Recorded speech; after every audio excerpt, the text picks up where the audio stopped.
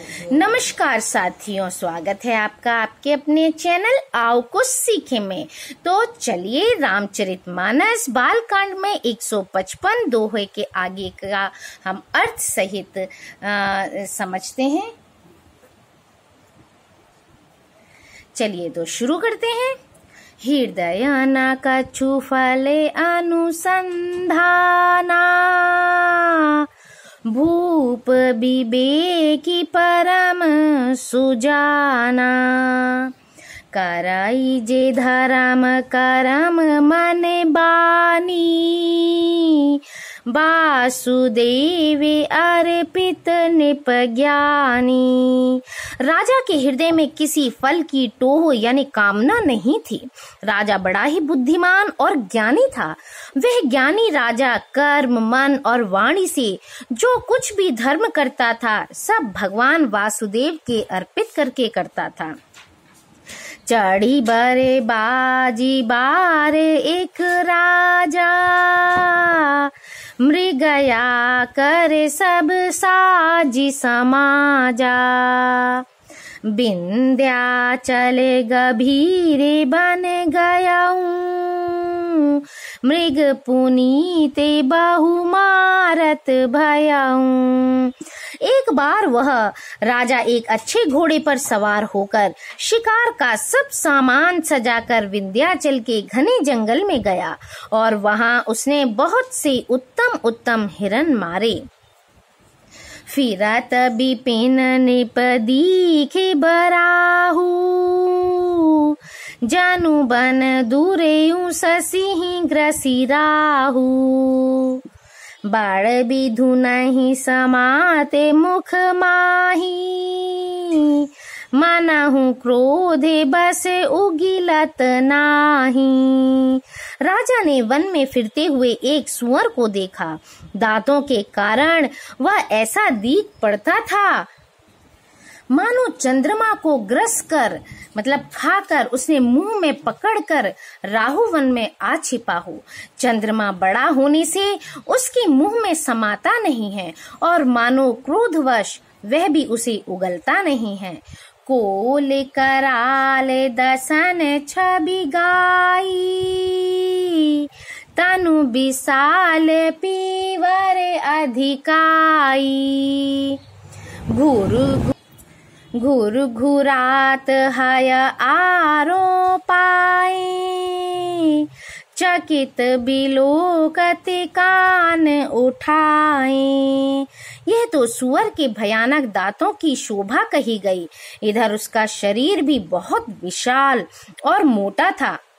घोड़े की आहट पाकर वह घुरघुराता हुआ कान उठाए चौकन्ना होकर देख रहा था। नील महीधर शिखर सम देख विशाल बराहु, चपरि चले हय सुटु की नृप, हाँ की न होई निबाहु। सियावर रामचंद्र की जय। नील पर्वत के शिखर के समान विशाल शरीर वाले उस सुअर को देखकर राजा घोड़े को चाबुक लगाकर तेजी से चला और उसने सुअर को ललकारा कि अब तेरा बचाव नहीं हो सकता। आवत देखी अधिक रव बाजी, चले उबराह मरुत गति भाजी। तुरत कीन्ह निप सर संधाना, माही मिली गयाऊं बिलोकते बाना। अधिक शब्द करते हुए घोड़े को अपनी तरफ आता देखकर सुअर पवन वेग से भाग चला। राजा ने तुरंत ही बाण को धनुष पर चढ़ाया। सुअर बाण को देखते ही धरती में दुबक गया। ताकि ताकि तीरे महिष चलावा, करी छल सुअर शरीर बचावा। प्रगटत दूरत जाई मृग भागा, रिस बस भूप चले संग लागा। राजा तक तक कर तीर चलाता है, परंतु सुअर छल करके शरीर को बचाता जाता है। वह पशु कभी प्रकट होता और कभी छिपता हुआ भागा जाता था और राजा भी क्रोध के वश उसके साथ उसके पीछे पीछे लगा चला जाता था। गायाऊं दूरी घन गहन बराहू, जहाँ नाहिन गज बाजी निबाहू। अति अकेले बन विपुल कलेसु, तदपि न मृग मग तजई नरेसु। सुअर बहुत दूर ऐसे घने जंगल में चला गया जहाँ हाथी घोड़े का निबाह गम नहीं था।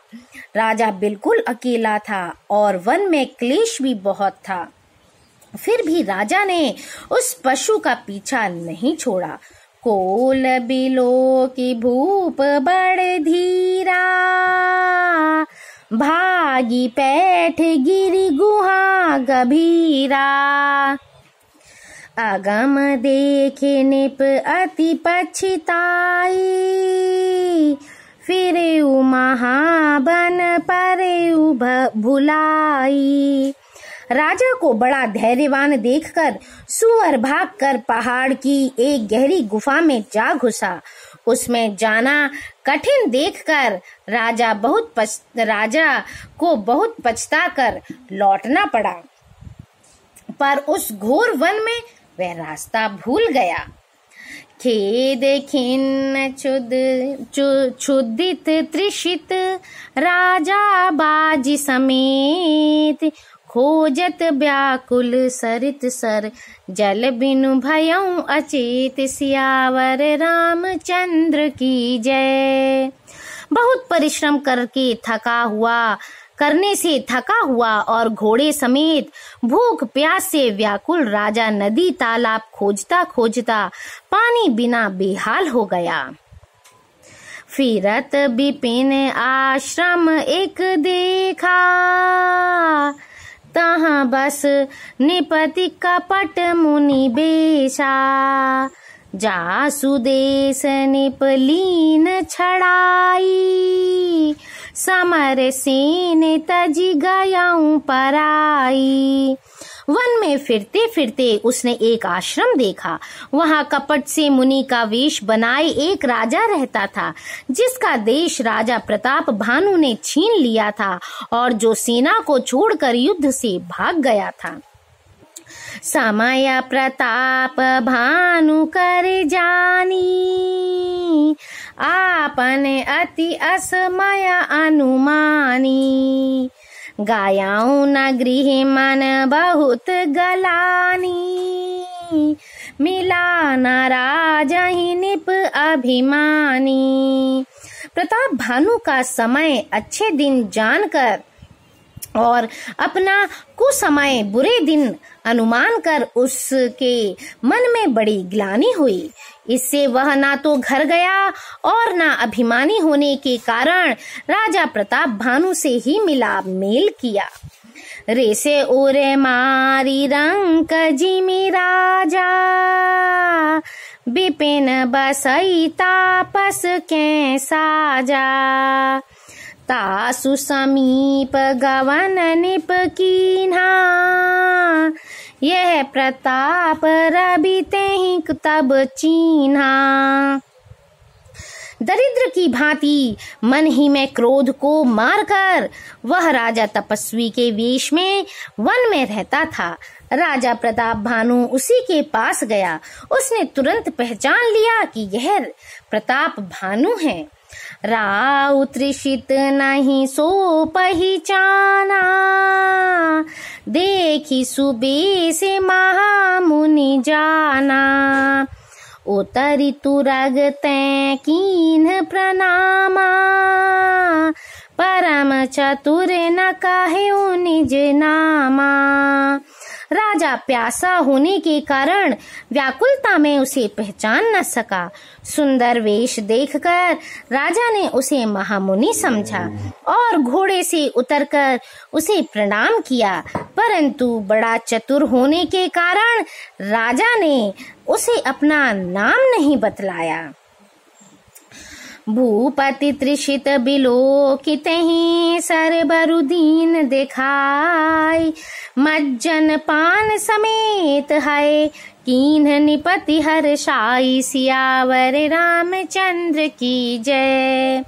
राजा को प्यासा देखकर उसने सरोवर दिखला दिया। हर्षित होकर राजा ने घोड़े सहित उसमें स्नान और जलपान किया।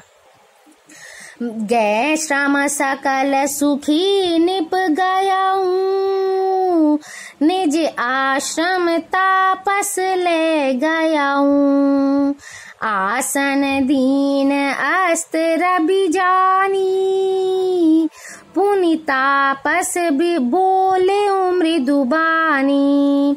सारी थकावट मिट गई, राजा सुखी हो गया। तब तपस्वी उसे अपने आश्रम में ले गया और सूर्यास्त का समय जानकर उसने राजा को बैठने के लिए आसन दिया।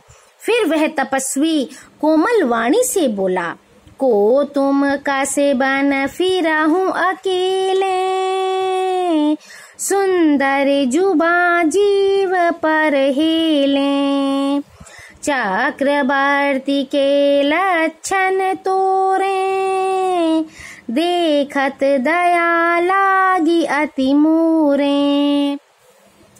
तुम कौन हो? सुंदर युवक होकर जीवन की परवाह न करके वन में अकेले क्यों फिर रहे हो? तुम्हारे चक्रवर्ती राजा के से लक्षण देखकर मुझे बड़ी दया आती है। नाम प्रताप भानु अवनीसा, तासु सचिव में सुना हूँ मुनीसा, फिरत अहेरे परेऊं भुलाई, बड़े भाग देखूं पद आई। राजा ने कहा, हे मुनीश्वर सुनिए, प्रताप भानु नाम का एक राजा है, मैं उसका मंत्री हूँ। शिकार के लिए फिरते हुए राह भूल गया हूँ। बड़े भाग्य से यहाँ आकर मैंने आपके चरणों के दर्शन पाए हैं। हम कहाँ दुर्लभ दर से तुम्हारा, जानते हो कछु भल हो निहारा, कह मुनि तात भयऊ अंधियारा, जो जन सत्तरी नगरु तुम्हारा। हमें आपका दर्शन दुर्लभ था, इससे जान पड़ता है कुछ भला होने वाला है। मुनि ने कहा, हे तात, अंधेरा हो गया, तुम्हारा नगर यहाँ से 70 योजन पर है। निशा घोर गंभीर बन पंथ न सुनहु सुजान, बसहु आज अस जानी तुम जाएहु होत बिहान। हे सुजान सुनो, घोर अंधेरी रात है, घना जंगल है, रास्ता नहीं है, ऐसा समझकर तुम आज यहीं ठहर जाओ, सबेरा होते ही चले जाना। तुलसी जैसी भवतव्यता तैसी मिलई सहाय, आपुनु आवई ताहि पापहि ताहि तहाँ ले जाई, सियावरे रामचंद्र की जय। तुलसीदास जी कहते हैं, जैसी भवितव्यता यानी कि होनहार होती है, वैसी ही सहायता मिल जाती है। या तो वह आप ही उसके पास आती है या उसको वहां ले जाती है। भले ही नाथ आय सुधरी सीसा, बांधि तुरग तरु बैठ महिसा, निप बहु भांति प्रशंस उताही, चरण बंदी निज भाग्य सराही। हे नाथ बहुत अच्छा, ऐसा कहकर और उसकी आज्ञा सिर चढ़ाकर घोड़े को वृक्ष से बांधकर राजा बैठ गया। राजा ने उसकी बहुत प्रकार से प्रशंसा की और उसके चरणों की वंदना करके अपने भाग्य की सराहना की। पुनि बोले मृदु गिरा सुहाई, जानी पिता प्रभु कराऊं ढिठाई, मोहि मुनि से सुत सेवक जानी, नाथ नाम निज कहूँ बखानी। फिर सुंदर कोमल वाणी से कहा, हे प्रभु, आपको पिता जानकर मैं ढिठाई करता हूँ। हे मुनीश्वर, मुझे अपना पुत्र और सेवक जानकर अपना नाम धाम विस्तार से बतलाइए। तेहि न जानने पने पाही सो जाना, भूप सुहृद सो कपट सयाना। बैरी पुनि छत्री पुनि राजा, छल बल कीन चाहै निज काजा। राजा ने उसको नहीं पहचाना, पर वह राजा को पहचान गया था। राजा तो शुद्ध हृदय था और वह कपट करने में चतुर था। एक तो वैरी, फिर जाति का क्षत्रिय, फिर राजा। वह छल बल से अपना काम बनाना चाहता था।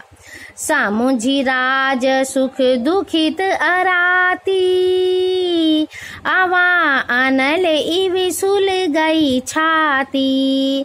सरल बचन निप के सुनि काना, बयर संभारी हृदय हर्षाना। वह शत्रु अपने राज्य सुख को समझ करके, स्मरण करके, याद करके दुखी था। उसकी छाती कुम्हार के आवे की आग की तरह भीतर ही भीतर सुलग रही थी। राजा के सरल वचन कान से सुनकर अपने वैर को याद कर वह हृदय में हर्षित हुआ। कपट बोरी बानी मृदुल, बोल्यों जुगुति समेत। नाम हमार भिखारी, अब निर्धन रहित निकेत। सियावर रामचंद्र की जय।